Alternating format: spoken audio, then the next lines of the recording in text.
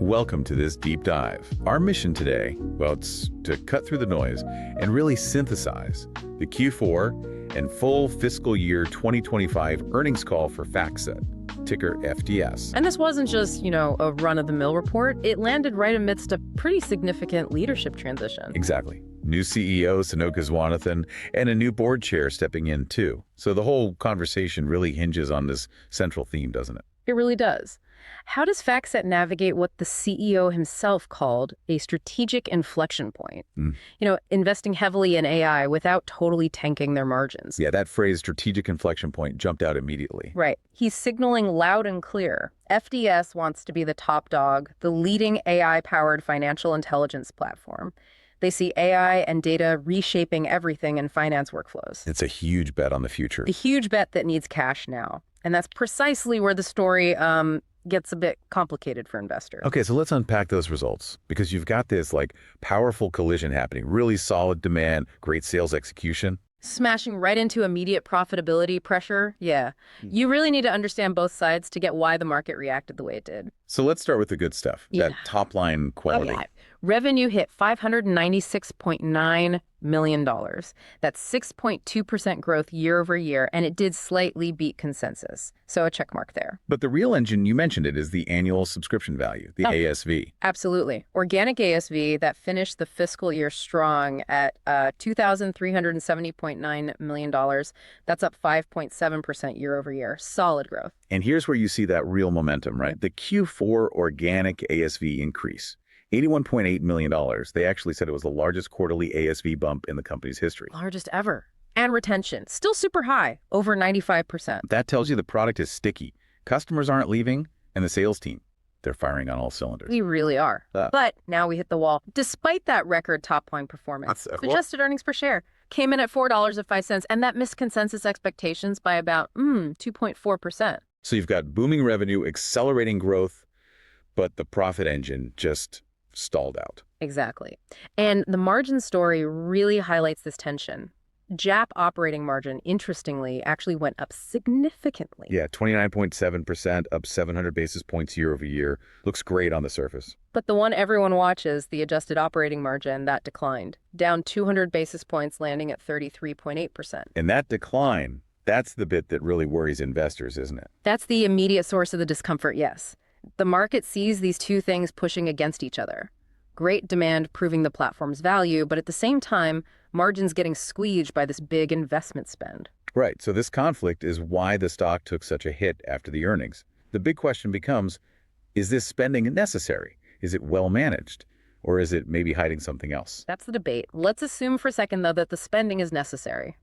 The CEO's whole message is about transforming FDS into this AI leader. Okay, so beyond just talking about AI, what concrete steps did they actually outline? What are they doing? Well, they're actively trimming the fat, you could say, refining the portfolio. First, they divested RMS Partners. Right, that was a non-core kind of legacy sell-side research platform. Exactly. Cleaning up complexity, maybe lower margin stuff. Second, they got proactive on expanding their data.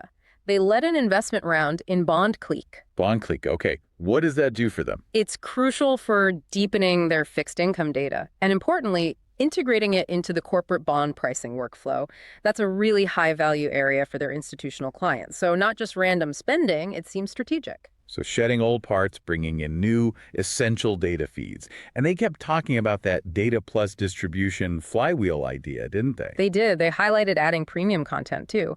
Specifically mentioned MarketAxess's AI-powered CP plus data, plus research from big names like JPMorgan and Barclays. So the strategy is basically become the go-to place for the best curated data, ready to feed their AI models. That seems to be the plan. Enhance stickiness, differentiate from just being another data pipe. Now, let's connect that strategy to the actual Q4 sales performance.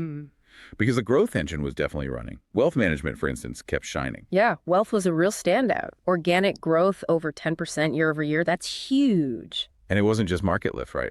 They mentioned big deals. Multiple seven-figure deals, actually, including, interestingly, 2 competitive displacements. They took business away from rivals. Ooh, that's the real story there. Who are they taking share from? good question. But it shows their enterprise strategy, landing bigger deals, is working. And look at the off-platform ASV grew more than 50% year over year. That's significant reach beyond their traditional desktop product. And it wasn't just wealth, right? Institutional buy-side also had a record quarter. Its largest quarterly ASV increase ever, yes. Driven by demand for analytics, data solutions, and they mentioned integrating liquidity book helping there too. Even deal makers, the banking segment, did well. Secured multi-year deals with all their top 15 banks. They even noted that better hiring trends in banking helped fuel that growth. So, okay. Demand is strong, sales are executing at a record pace. Which brings us right back to the main issue, margin squeeze. Right. Adjusted operating expense grew, 9.5% year over year? That's a big jump. Where did all that money go? Well, it's partly a classic investment story. Higher people costs, for one. Yeah. That includes bigger bonus accruals, plus staff they brought on from acquisitions like Irwin and Liquidity Book. Okay, that makes sense. But that doesn't explain the whole 9.5%. No, the other big piece, critically, was technology costs, up 13%. That's a huge spike. 13%. Wow. What's driving that? Higher cloud spending, mainly. That's the raw computing power needed for AI models, and also more amortization of internal use software. Basically, they're funding their AI future directly out of today's operating budget. Which leads us neatly into the guidance for fiscal year 26. Management seemed pretty cautious framing this outlook. They did. They talked about longer sales cycles, clients being more rigorous with spending in this environment. They tried to frame it not as a lack of confidence, but just realism. And that caution really shows up in the numbers they gave, doesn't it? Starkly. Organic ASV growth guided to plus $100 to $150 million. The midpoint there is around 5% growth. That's actually a bit slower than the year they just finished. Okay, slight deceleration. But the really tough number for the market was the EPS guidance. Yeah. Adjusted EPS guided between $16.90 and $17.60, compared to the $16.98 they just did in FY25. It's essentially flat. Flat EPS. That means pretty much every dollar of that ASV growth they expect is getting eaten up by these investment costs. That's the implication. And the adjusted operating margin, guided to stabilize between 34.0% and 35.5%. Okay, so maybe stopping the bleeding, but still lower than historical levels. Did they give more color on why the margin is staying in that range? They did, and this part is absolutely crucial. The CFO broke down the investment embedded in that margin range. Okay, what's the breakdown? They said that 34% to 35.5% range includes about 250 basis points specifically earmarked for investment spend. 2.5 percentage points of margin deliberately sacrificed. For what exactly? They split it into two buckets. Roughly 2/3 of that 250 basis points. That's for growth initiatives. Growth like? Direct spending on AI development, big data expansion projects like BondCliQ, and enhancing their portfolio lifecycle solutions, PLC. PLC. Remind me what that covers. Basically, the whole investment workflow, end-to-end, pre-trade risk, analytics, right through to post-trade settlement. Investing there makes them indispensable across the entire process. Got it. So 2/3 for growth. What about the other third? That remaining third is what they called structural spend. Think foundational stuff.